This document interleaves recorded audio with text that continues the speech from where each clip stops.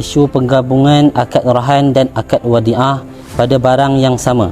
Dalam struktur ini, kontrak rahan digabungkan bersama kontrak wadiah yadud dhamanah pada barang yang sama. Bentuk penggabungan kontrak seperti ini adalah tidak sah dan dilarang kerana kesan hukum dari kedua-dua kontrak tersebut mengandungi percanggahan. Salah satu daripada perbezaan yang paling ketara ialah bilakah waktu emas atau barang yang dicagar mesti dipulangkan semula kepada tuannya. Contohnya, mengikut ketetapan asal dalam akad wadiah, barang mestilah dipulangkan semula kepada tuannya pada bila-bila masa yang dia minta. Berbeza dengan kontrak rahan, di mana ketetapan sebenarnya adalah emas yang dicagar yakni marhun hanyalah akan dipulangkan semula kepada tuannya selepas tuannya melangsaikan keseluruhan hutang. Dalam kontrak rahan, syariah memberi autoriti kepada pemegang barang cagaran yakni murtahin untuk memegang marhun selama mana rahin belum melangsaikan hutangnya.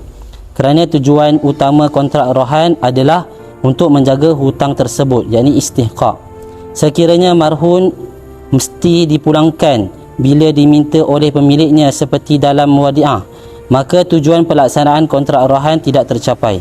Imam As-San'ani rahimahullahu ta'ala menyebutkan perbezaan ini dalam kata-katanya, jawazul habsi lil ainil marhunati hatta yastawfiya ma lahu walau karihal maliku aw talaba bihi. Harus menahan barang yang dicagar sehinggalah pemilik melangsaikan hutangnya walaupun pemilik tidak suka atau menuntut barangnya.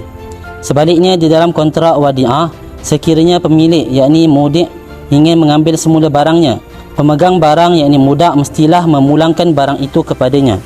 Ibnu Hazm rahimahullah ta'ala menyebut, fardun ala man udi'at indahu wadi'atun hifzuha wa radduha ila sahibiha idha talabaha.